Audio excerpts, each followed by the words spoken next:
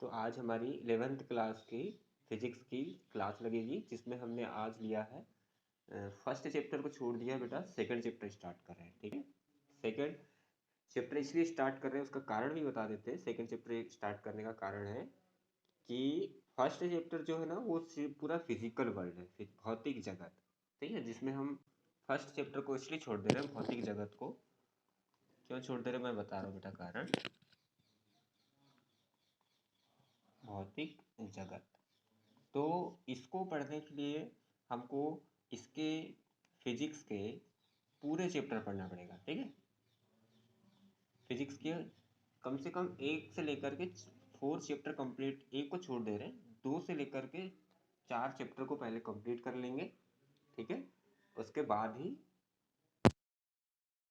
First chapter पढ़ेंगे। ठीक है, क्योंकि पूरा ही क्या है, थ्योरेटिकली क्वेश्चन है। थ्योरेटिकली क्वेश्चन है तो क्या होगा, थ्योरेटिकली क्वेश्चन में हम उस चीज़ों को दोहराएंगे, है ना? इसलिए हम क्या कर रहे हैं, फर्स्ट चैप्टर को छोड़ करके हम सेकंड चैप्टर स्टार्ट कर रहे हैं। ओके, अब जो सेकंड चैप्टर है, ठीक है, सेकंड चैप्टर में हम देख लेते हैं बेटा कि हम पढ़ेंगे क्या।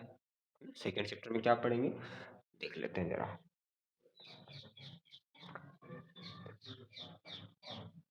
तो बेटा सेकंड चैप्टर में पढ़ेंगे मात्रक और उसके विमीय सूत्र। ठीक है, क्या पढ़ेंगे, मात्रक, देखो जरा है या नहीं,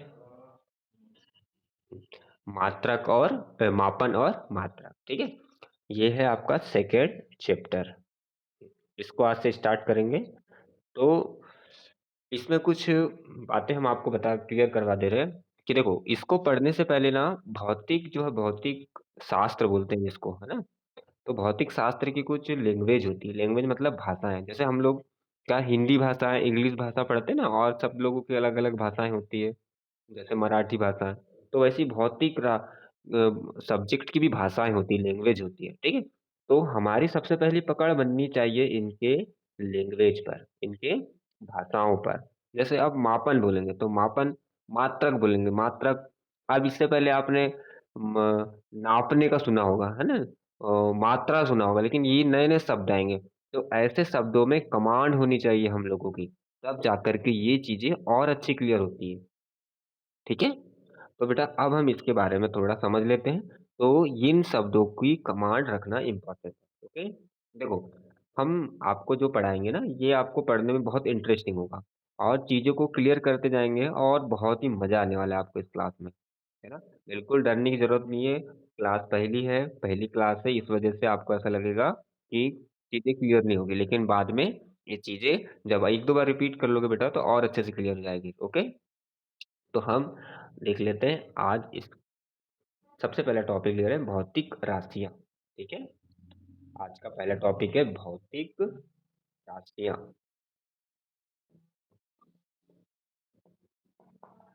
भौतिक राशियां, ठीक है, तो इसके बारे में देख लेते हैं बेटा, भौतिक राशियां क्या होती है ना। तो भौतिक राशियां क्या होती है बेटा, वे गुणधर्म जिनका मापन संभव है। ठीक है, देख लेते हैं डेफिनेशन क्या बनेगी, वे गुणधर्म जिनका मापन संभव है, क्या कहलाती है, भौतिक राशियां। डेफिनेशन छोटी सी है, ठीक है, बन जानी चाहिए, भौतिक राशियां कहलाती है या कहते हैं। ठीक, अब देखो बेटा, हमने परिभाषा क्या लिखी, वे गुणधर्म जिनका मापन संभव है, क्या कहलाती है, भौतिक राशियां। ठीक है, अब जैसे हमने बोला कि जिनका गुण होना चाहिए, जैसे एक एग्जांपल लेते हम कि जिसमें ऐसा गुण पाया जाए जिसको हम माप सके। ठीक है, जिसको हम माप सके, सीधा सीधा याद रखो, और वो संभव भी हो। ठीक है, और ऐसी कोई चीज है जिसे हम ना माप सके तो वे भौतिक राशियां नहीं है। जैसे ये पेन ले लेते हैं, ठीक है, पेन को हम माप सकते हैं, इसकी लंबाई को माप सकते हैं, तो यह इसकी लंबाई क्या होगी? लंबाई कहलाएगी भौतिक राशियाँ, ठीक है? अगर हम फिजिक्स में इसको इंग्लिश में बात करें तो इसको बोलेंगे बेटा physical quantity. Physical quantities. Physical quantities. Okay. तो अब देखते हैं बेटा कि ये भौतिक राशियां के प्रकार, ठीक है? भौतिक राशियों की डेफिनेशन समझ गए, एग्जाम्पल भी समझ गए। ऐसे एग्जाम्पल जिनका गुण क्या हो, मापने का गुण हो, ठीक है, संभव हो, उसे ही क्या कहेंगे? हम भौतिक राशियां कहेंगे, ठीक है? आगे देखते हैं। अब जैसे हम इसमें बोलते हैं, ठीक है, इसका एक एग्जाम्पल लेते हैं। जैसे मैंने आपको पेन तो बता दिया है, हम इसको लंबाई माप सकते हैं, इसका भार माप सकते हैं, द्रव्यमान में माप सकते हैं, है ना?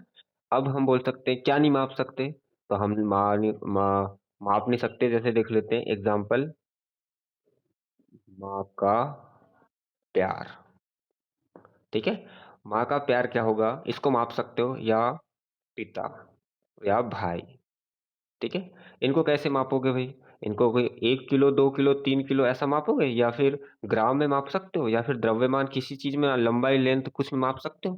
भाई इनका जो होगा, इनका जो प्यार होगा वो एक एक अलग ही होगा, है ना? इसकी कोई माप हो सकती है? नहीं हो सकती, बिल्कुल नहीं हो सकती। कैसे माप लोगे? आपकी माँ आपसे कितना प्यार करती है, आपका पिता आपके आपसे कितना प्यार करते हैं, है ना? ये चीजें को हम नहीं माप सकते। तो ऐसी राशि, ये कोई भौतिक राशियां है? ये बिल्कुल नहीं है भौतिक राशियां। तो सीधे सीधे चीजें हमको याद रखनी है, ऐसी भौतिक राशियां जिनका मापन संभव हो। इसका मापन संभव बेटा नहीं, ठीक है, तो हम इसको लेंगे नहीं लेंगे, ठीक है, छोड़ देंगे। चलो, इसके बाद हम चलते हैं। अब क्लियर हुआ होगा, कहीं प्रॉब्लम नहीं होगी। आगे चलें, हम देख लेते हैं इसके बाद भौतिक राशियों के प्रकार कितने टाइप्स के होते हैं वो देख लेते हैं ना। देखो, हम चीज़ों को क्लियर करवाते जाएँगे, जहाँ भी प्रॉब्लम आएगी बेटा, तो आप हमें पूछ सकते हैं, ठीक है? और पूछना कैसे है? तो पूछना है, आप लिख कर के पूछ सकते हैं, ठीक है? देखो, भौतिक राशियों के प्रकार क्या होते हैं? भौतिक राशियों के प्रकार। भौतिक राशियों के प्रकार। तो बेटा अब हम इसमें देखते हैं कि कितने टाइप की होती है, ठीक है? भौतिक राशियों के भी प्रकार हो सकते हैं, तो देख लेते हैं। सब फर्स्ट टाइप दिया हुआ है, आप इसमें हम देखेंगे, एक टाइप होगा बेटा, होगा दिशात्मक आधार पर, ठीक है? तो पहला टाइप है इसका दिशात्मक के आधार पर। ओके,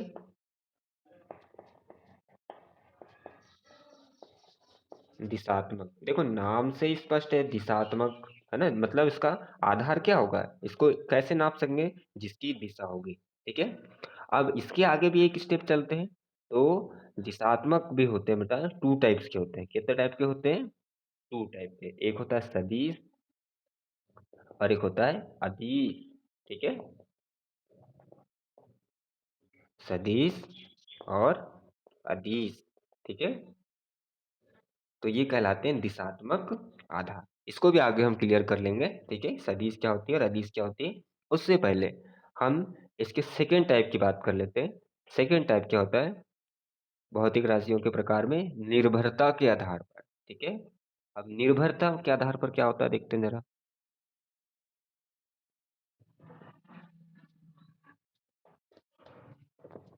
निर्भरता के आधार पर, ओके, निर्भरता के आधार पर क्या हो सकते हैं? तो बेटा ये तीन टाइप की होती है। कितने टाइप की होती है? ये तीन टाइप की, ठीक है? तो देख लेते कौन कौन से थ्री टाइप्स होते हैं बेटा। फर्स्ट टाइप होती है इसमें मूल राशियां, इसके बारे में क्लियर कर लेंगे अभी। मूल राशियां, ठीक है? और सेकंड व्युत्पन्न राशियां, व्युत्पन्न राशियां। और थर्ड होती है पूरक राशियां,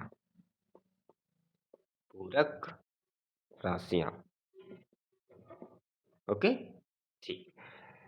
तो सबसे पहले आपको ये याद रखना है, भौतिक राशियां दो दो टाइप्स की होती है। एक होती है दिशात्मक के आधार पर, एक होती है निर्भरता के आधार पर। इसमें दिशाओं की जरूरत पड़ेगी और इन राशियों में निर्भरता, एक चीज पर निर्भर करेंगे। ठीक है, तो हम इनके बारे में एक एक करके देख लेते हैं। ओके, तो यहाँ तक अगर आपका क्लियर हुआ होगा कॉन्सेप्ट, तो आप इसका स्क्रीनशॉट रख लीजिए, क्योंकि हम इसको इरेज करेंगे। ठीक है, या फिर राइट कर लीजिए जल्दी से।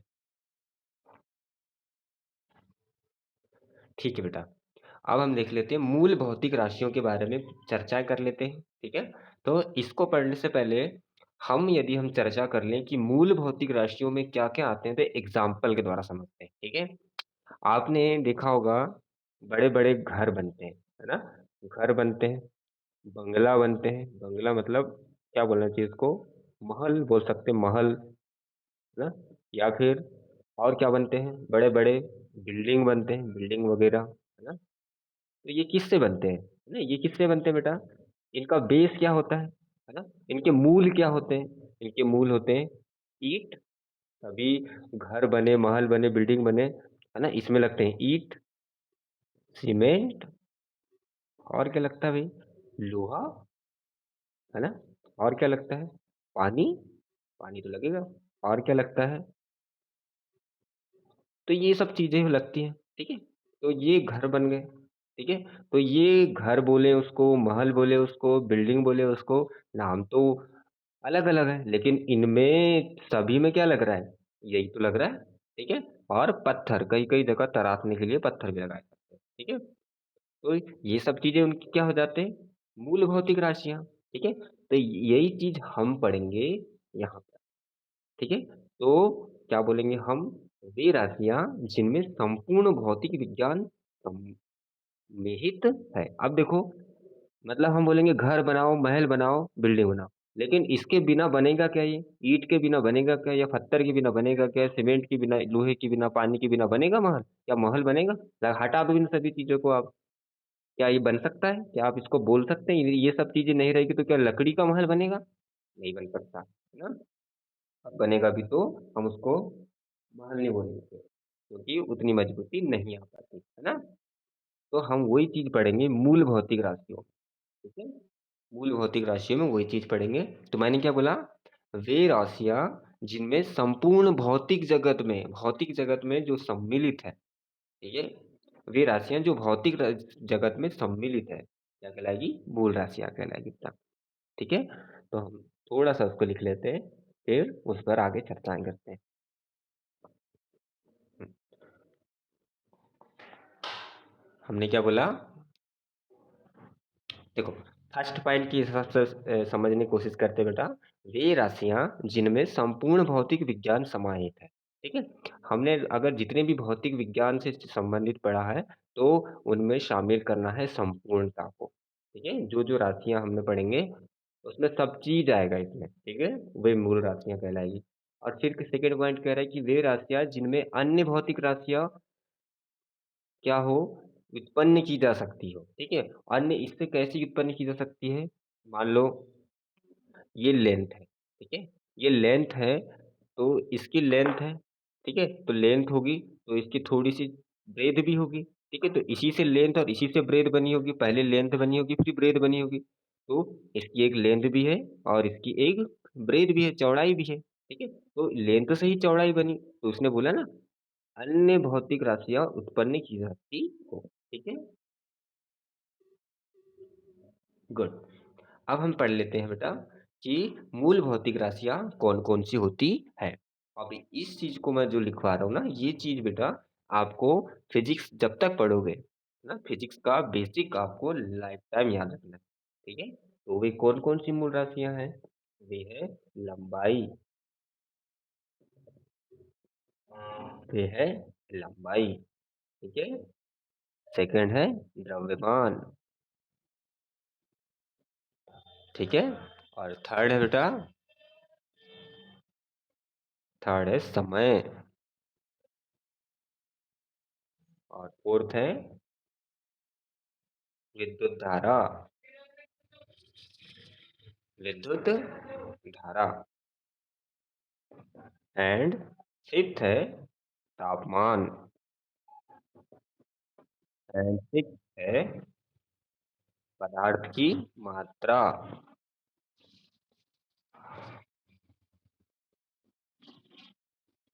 पदार्थ की मात्रा एंड सेवंथ बच गया एक लास्ट है ज्योति तीव्रता।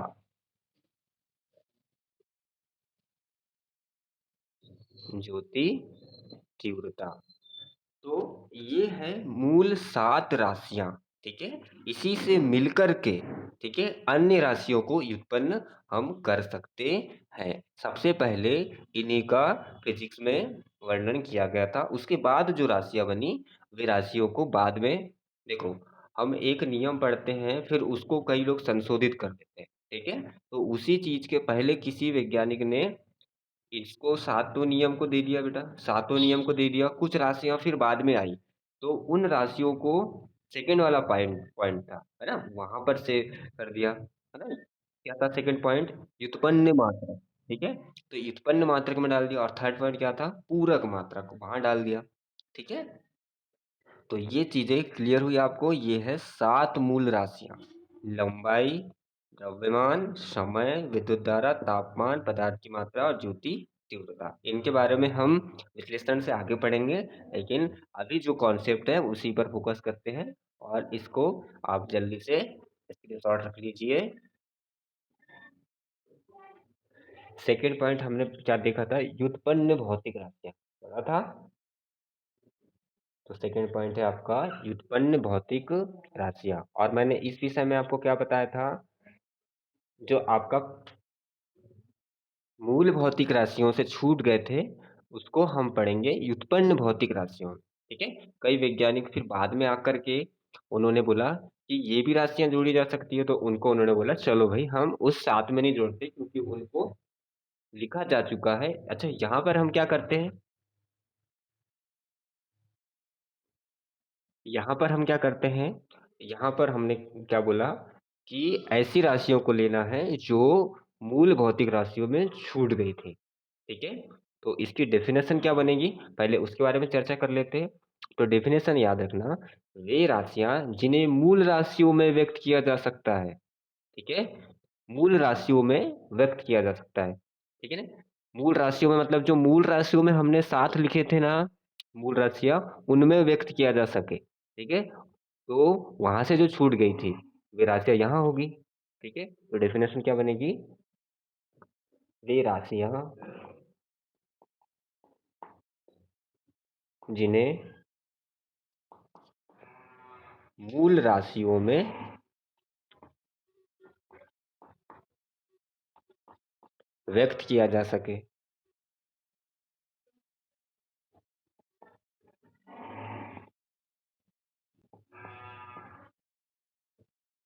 जा सकता है। क्या कहलाएगी बेटा? व्युत्पन्न राशियां कहलाती है। व्युत्पन्न राशियां कहलाती है।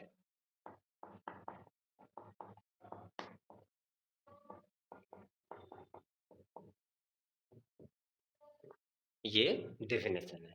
ठीक है, देखो इसको हम एग्जाम्पल से समझते हैं। वे राशियां जिन्हें मूल राशियों में व्यक्त व्यक्त मतलब लिखा जा सके। तो सबसे पहले आपको व्युत्पन्न राशियों के बारे में पता होना चाहिए। तो बेटा क्षेत्रफल, व्युत्पन्न राशियां क्या होती है? क्षेत्रफल। पहला हो गया क्षेत्रफल। ठीक है, सेकंड होगा आयतन। ये तो हमने राशि भौतिक राशियों में नहीं पढ़ा था है ना। और थर्ड होता है घनत्व। ओके, तो क्षेत्रफल बराबर क्या पढ़ा था आपने? क्षेत्रफल बराबर होता है लंबाई गुणित चौड़ाई।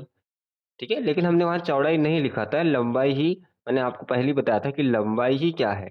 देखो लंबाई बेटा, लेंथ जो है ना, लेंथ जो है इसकी लेंथ से मिलकर के ब्रेथ बना है। मैंने जब भी बताया था लेंथ से मिलकर के ब्रेथ बना है। इसलिए हम जो कि मूल भौतिक राशियों में हमने चौड़ाई नहीं लिखी थी, हमने क्या लिखी थी? पहली मूल भौतिक राशियों को ही लंबाई लिखा था, तो हम भी यहाँ लंबाई लिख देते हैं। लंबाई गुणी चौड़ाई होता है। ठीक है, क्षेत्रफल, तो लंबाई ही लिख सकते हैं। ठीक है, कोई दिक्कत नहीं, क्योंकि हमने बताया था कि चौड़ाई भी आती है। लंबाई चौड़ाई क्यों नहीं लिख रहे? क्योंकि मूल भौतिक राशियों में लंबाई को ही चौड़ाई मान लिया गया है। ठीक है, वैज्ञानिकों ने ऐसे कहा है। ओके। आयतन। अब आयतन में क्या होता है भाई? लंबाई गुणित चौड़ाई गुणित ऊंचाई। क्या होती है इसकी? फॉर्मूला होता है लंबाई गुणित चौड़ाई गुणित ऊंचाई। अब लेकिन चौड़ाई और ऊंचाई को वैज्ञानिक ने बोला कि हम भी इसको लंबाई च मानेंगे, और माना जा सकता है, कोई तकलीफ नहीं है। तो इसको भी हम लिख सकते हैं, लंबाई गुणा लंबाई गुणा लंबाई। ठीक है, याद ऐसा लिख लोगे? लंबाई, लेंथ गुणा लेंथ गुणा लेंथ। ठीक है, लिख सकते हैं, बिल्कुल लिख सकते हैं। ठीक है, गुड। अब घनत्व। घनत्व क्या होता है भाई? देखो, ये लंबाई लंबाई का हम कॉन्सेप्ट तो क्लियर कर लिए, क्योंकि लंबाई फर्स्ट नंबर में ही थी। अरे ठीक भाई ना, हमने देखा था मूल राशियों में पहला नंबर क्या था? अभी फर्स्ट वाले कॉन्सेप्ट में क्या था? लेंथ था। घनत्व। और उसमें सेकंड कॉन्सेप्ट क्या था? द्रव्यमान। तो घनत्व बराबर होता है बेटा द्रव्यमान बटे आयतन। आयतन भी था, आयतन नहीं था, लेकिन आयतन क्या, हम जब नापते हैं ना आयतन को, तो हमने अभी आयतन को किस में लिखा था? लंबाई गुणित चौड़ाई गुणित ऊंचाई। और लेकिन लिखते कैसे? लंबाई लंबाई लंबाई, 3 बार लंबाई लिखते हैं। तो द्रव्यमान को क्या लिख देंगे? द्रव्यमान तो था, बिल्कुल था, तो द्रव्यमान जैसे का वैसा हो गया। आयतन को क्या लिखेंगे? लेंथ गुणा लेंथ। ठीक है, क्या लिखेंगे बेटा? लेंथ गुणा लेंथ गुणा लेंथ, मतलब लंबाई गुणा लंबाई गुणा लंबाई। 3 बार लिखेंगे, देखो 3 बार लिखा हूं मैंने। ठीक है, लेकिन होता क्या है? फॉर्मूला लंबाई गुणित चौड़ाई गुणित ऊंचाई। लेकिन चौड़ाई और ऊंचाई को लेंथ मान लेना है। ठीक है, तो ये हो गया आपका, क्या बन गया? द्रव्यमान बटे लंबाई का 3 की पावर 3 या क्यूब। ठीक है, जैसे आपने घन पढ़ा, घन का आयतन क्या होता है? हाँ, याद नहीं है ना, कोई बात नहीं। घन का आयतन होता है बेटा, यहाँ ए होता है, तो घन का आयतन होता है ए का क्यूब। ठीक है, क्योंकि इसको भी इसने लंबाई को भी क्या बना? ए माना। चौड़ाई को भी ए क्या बना? ऊंचाई को भी ए माना, तो ए का क्यूब मतलब एल का क्यूब भी लिख सकते हैं या ए का क्यूब भी लिख सकते हैं। ठीक है, घन का आयतन ऐसे निकालते हैं। तो ये देखो, अब हम परिभाषा पे चलते हैं वापस। वे राशियां जिन्हें मूल राशियों में व्यक्त किया, मतलब लिखा जा सके। देखो, ये तो हो गई आपकी व्युत्पन्न राशियां। ठीक है, नई व्युत्पन्न राशियां। अब इसको हम किस में लिख रहे हैं? ये वाली नई, है ना, ये वाली, ये कौन सी राशि है? ये तो मूल राशियां है ना। तो वे, और ये कौन सी है? ये व्युत्पन्न राशियां हैं। तो परिभाषा समझ में आ गई अब? देखो बेटा, इससे सरल कुछ नहीं हो सकता, है ना। अगर आपको अभी भी क्लियर नहीं हो रहा है, तो आप फिर अपने ऊपर सोचिए कि आप 11th क्लास में कैसे पहुंचे, है ना। क्योंकि अगर आप ये चीजें, इससे सिंपल नहीं हो सकती। देखो, वे राशियां जिन्हें मूल राशियों में, देखो, व्युत्पन्न को मूल में चेंज कर रहे हैं, तो मूल राशियों में चेंज किया जा सके या बदला जा सके या लिखा जा सके या व्यक्त किया जा सके। डेफिनेशन हर प्रकार से बनाई जा सकती है, लेकिन याद होना चाहिए आपको। ठीक है, वे राशियां जिन्हें मूल राशियों में, देखो ये मूल राशि है, मूल राशियों में व्यक्त किया जा सके।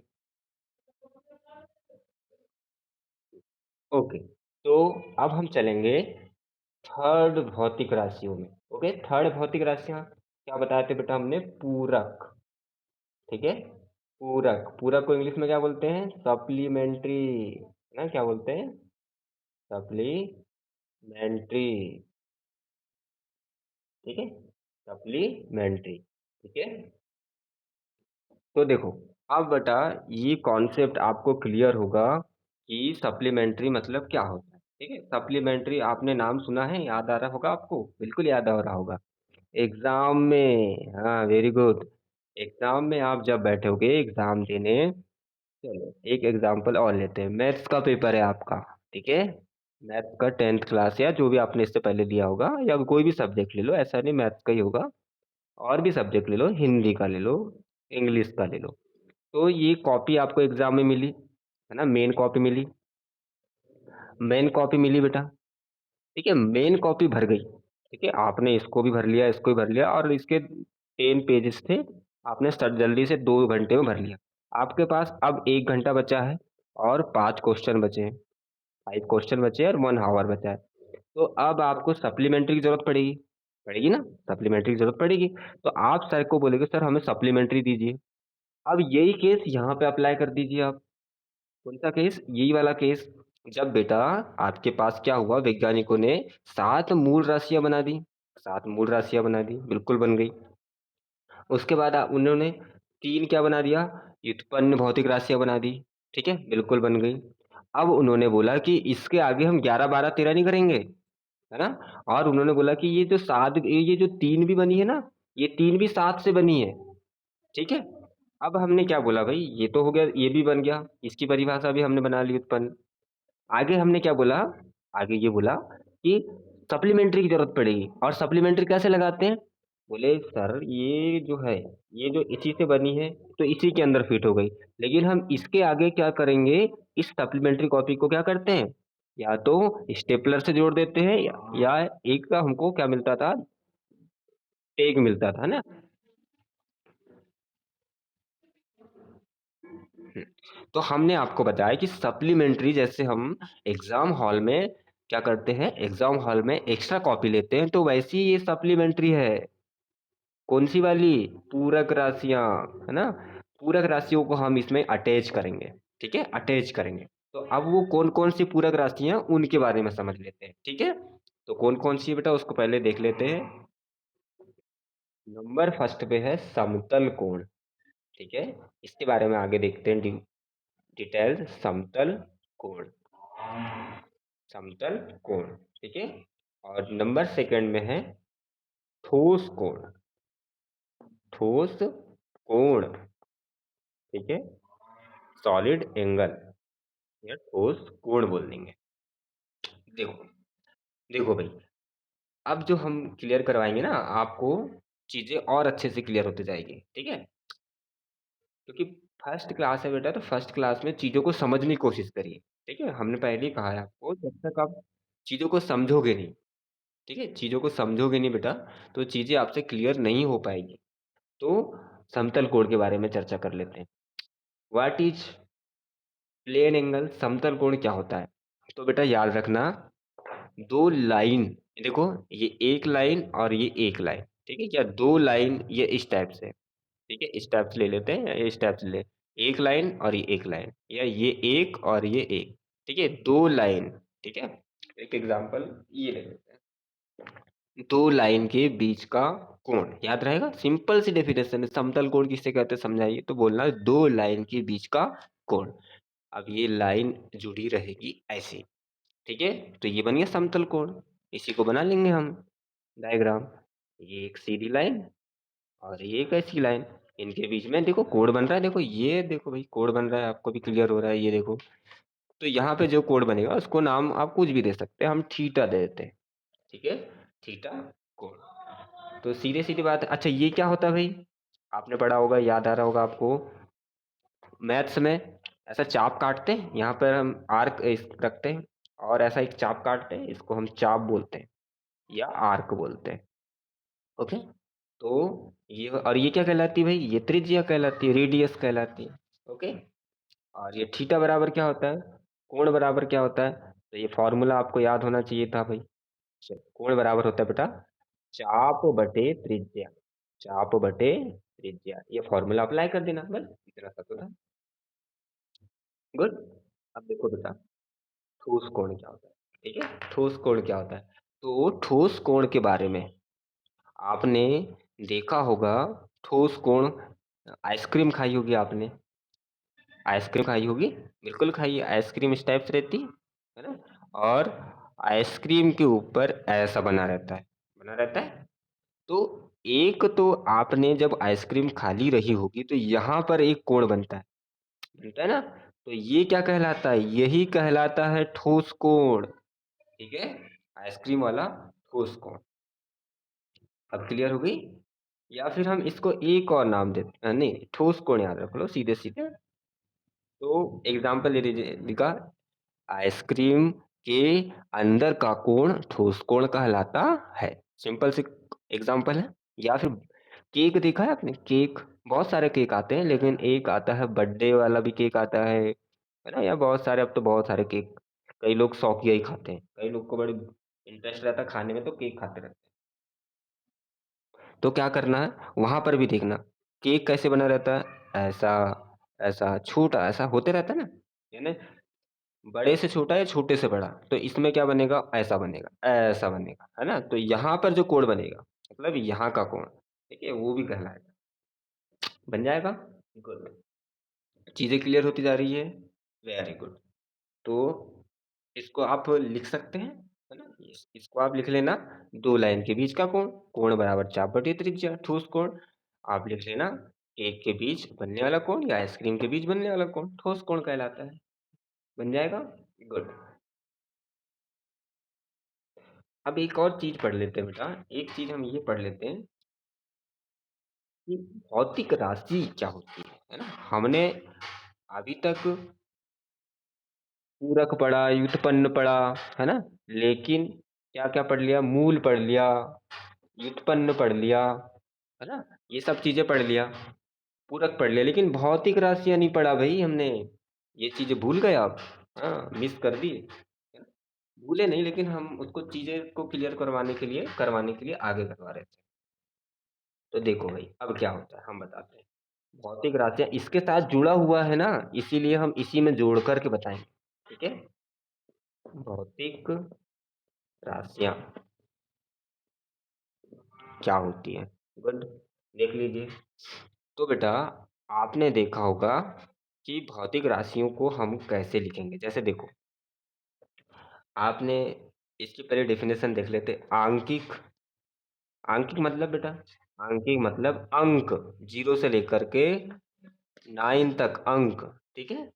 आंकिक मान गुणा मात्रक, ठीक है? तो ये सब क्या है? ये सब मात्रक है, ठीक है? क्या?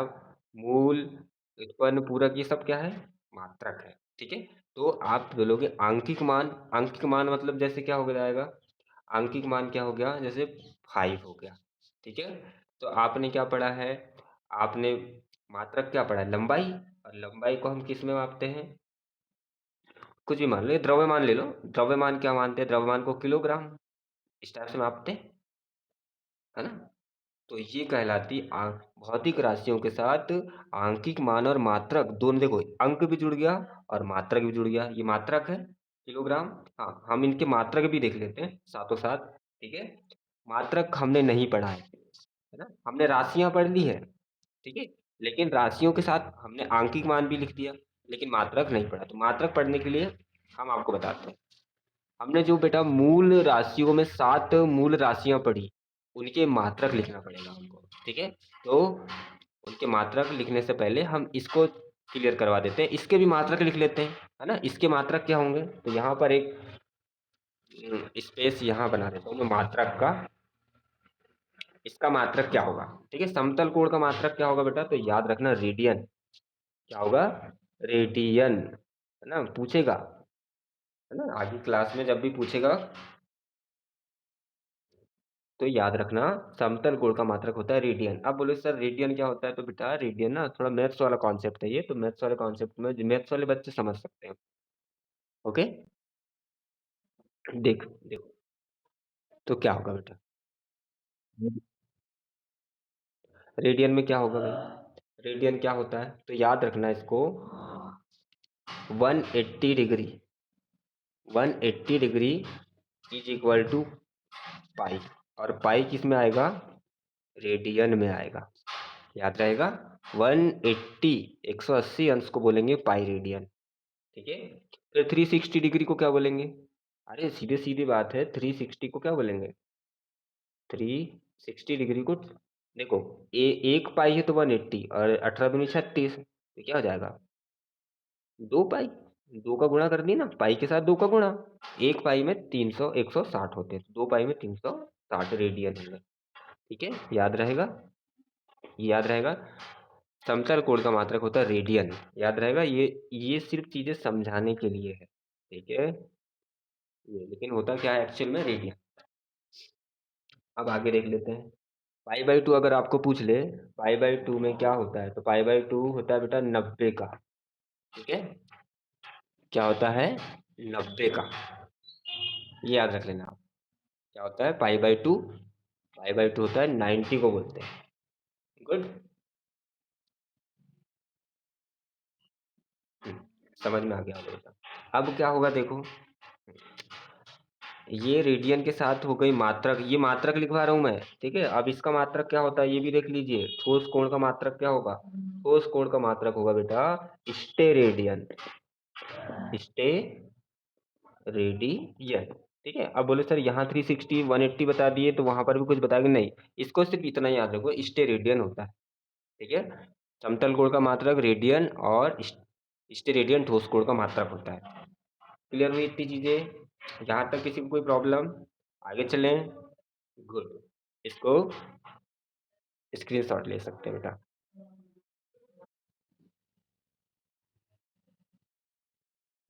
गुड। तो बेटा हम मात्रक पर चर्चा कर रहे थे, है ना? मात्रक पर चर्चा कर रहे थे और हमने मात्रक पर चर्चा कंप्लीट कर ली थी। अब हम उसका पूरा वर्णन समझ लेते हैं। मात्रक किसे कहते हैं? क्वेश्चन अगर पूछ ले मात्रक किसे कहते हैं, तो देखो मात्रक की डेफिनेशन लिख लेते हैं फिर उस पर चर्चा करते हैं। तो बेटा मात्रक की डेफिनेशन क्या होगी? मापन का ऐसा मानक आधार, ठीक है। अब यहाँ पर भी चर्चा करेंगे मानक आधार क्या होते हैं बेटा, ठीक है। जिसके गुणज के रूप में, ठीक है, जिसके गुणज के रूप में भौतिक राशि मैंने बताया था, है ना? तीन चार बहुत सारी प्रकार की होती है, ठीक है, को प्रदर्शित किया जाता है, उस राशि को मात्रक कहते हैं, ठीक है। अब मापन का ऐसा मानक आधार क्या हो सकते हैं? देखो हम आपको बताते हैं मानक आधार क्या होते हैं बेटा। तो कई बार क्या होता है कि मानक यानी मानक मतलब क्या होगा कि हम कोई एक चीज ऐसा, मानक मतलब स्टैंडर्ड फॉर्म, ठीक है। स्टैंडर्ड स्टैंडर्ड फॉर्म, ठीक है। स्टैंडर्ड बेस क्या हो सकता है बेटा? तो क्या हुआ कि आपने उसका नाम सुना होगा, सिविलाइजेशन नहीं सुना होगा, इतिहास वाले बच्चे को और अच्छे से समझ में आएगा, ठीक है। सिविलाइजेशन क्या होता है? सिविलाइजेशन सभ्यता। जब क्या हो रही थी बेटा, भारत तो था ही, ठीक है।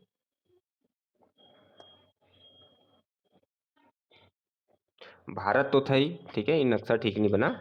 चलिए इस टाइप से बनाते हैं। इधर आपके पास और कौन से थे? इधर आपके पास था चीन, ऊपर में था, है ना? इधर आपका रूस, ठीक है। इधर आ जाइए आप ऑस्ट्रेलिया, है ना? इधर आ जाइए आप क्या, इधर आप आ जाइए अमेरिका, है ना? इधर आ जाइए आप क्या, इधर ये उत्तरी अमेरिका, ये दक्षिणी अमेरिका, ठीक है। ये बहुत सारे, तो ये सब यहाँ के लोग आए, है ना? देखो लोगों का विकास कैसे हुआ बेटा, लोगों का विकास कैसे हुआ उस पर चर्चा कर लेते हैं। लोगों का विकास हुआ है, बहुत ही समय लग गया, है ना? मनुष्य प्रजाति जब बन गई तो बनने के बाद क्या हुआ कि उनको अपने सामान को बेचने के लिए चर यहाँ से यहाँ जाना पड़ा, यहाँ से लोगों को यहाँ आना पड़ा, फिर यहाँ से यहाँ जाना पड़ा, यहाँ के लोगों को यहाँ जाना पड़ा। मतलब क्या हुआ कि जब ये अपने देश से दूसरे देश जाने लगे तो ये ऑस्ट्रेलिया के लोग कुछ अलग लैंग्वेज बोलते थे, भाषा बोलते थे, है ना? यहाँ दक्षिण अमेरिका के लोग अलग भाषा बोलते थे, यहाँ के लोग अलग भाषा बोलते थे। चलो एक एग्जाम्पल समझते हैं अंग्रेज से। अंग्रेज को हम ब्रिटिश बोलते हैं बेटा, है ना? क्या बोलते हैं? ब्रिटिश बोलते हैं, ठीक है। तो ये क्या भारत में क्या चलता था आपने सुना है? अभी भी भारत में एक जो चीज चलती है पाव, आपने सुना है पाव, है ना? बिल्कुल सुना होगा आपने पाव। तो ये अंग्रेज लोग हम भारत में वाले क्या बोलते थे? पाव, ये भारत वाले लोग। और अंग्रेज थे वो क्या बोलते थे? पाउंड, है? हमने बोला एक पाव दो, हम कहाँ गए? हम गए लंदन, हम गए लंदन, है ना? ये इधर है लंदन ऊपर में, ठीक है। लंदन गए, वहां जाकर के बोले एक पाव एप्पल दो, तो भाई उसको समझ में आया ही नहीं, बोले ये क्या मांग रहा है भारत वाला हमसे एक पाव। तो उन्होंने क्या करा, उन्होंने एक स्टैंडर्ड सेट किया, बोले नहीं ऐसा नहीं हो सकता, हम एक स्टैंडर्ड सेट करेंगे और मान लो एग्जाम्पल के लिए उस स्टैंडर्ड के अंदर हम चीजों का लेन देन करेंगे, तो एक मात्रक बनाएंगे और उस मात्रक के अंदर हम बात चीजों को क्लियर करेंगे कि पाव नहीं चलेगा। अब ये पाउंड अंग्रेज वाला हमारे भारत में आया, इसको अंगूर की शौक लगी खाने की, है ना? अंगूर ग्रेप्स, है ना? तो उन्होंने बोला कि एक पाउंड अंगूर दीजिए हमको यहाँ करके, है ना? तो उन भारत वाले बोले, "ये पाउंड नहीं चलता यहाँ, पाउंड का मतलब क्या होगा?" इसने मान लो उसने सुन लिया पाव सुन लिया, है ना? बेटा उसने पाव सुन लिया, उसने पाव दे दिया। तो उसको क्या लगा 1 पाउंड में तो बहुत सारे अंगूर आते थे, 1 पाव में इतने अंगूर क्यों नहीं आए? तो फिर कन्फ्यूज़ क्रिएट हुआ तो चीज़ों का लेन-देन नहीं हो पा रहा था। उनके बीच में चीज़ों का लेन-देन नहीं हो पा रहा था। जब चीज़ों का लेन-देन नहीं हो पा रहा था, तो क्या हो रहा था बेटा?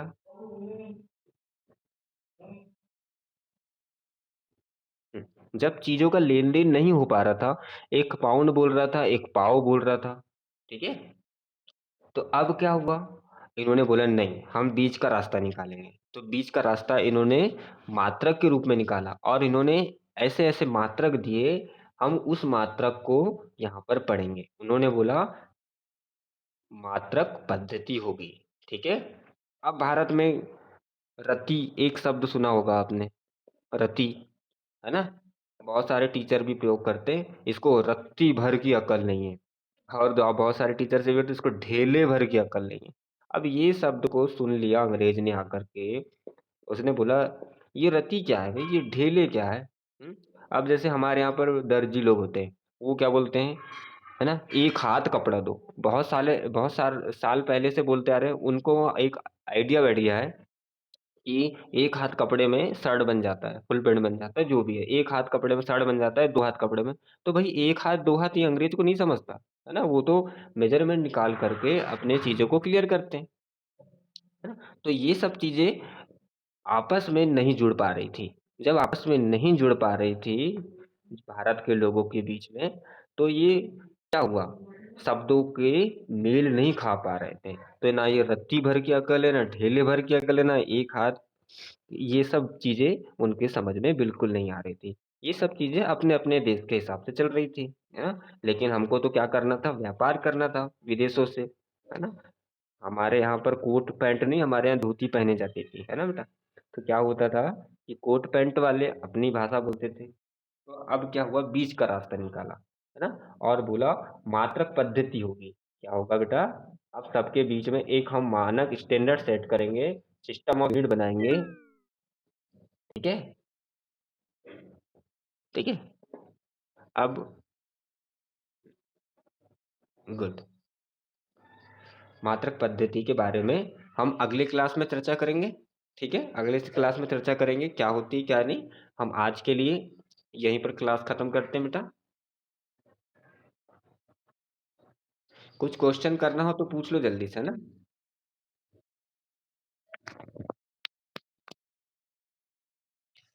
क्या क्वेश्चन्स थे बताइए ज़रा?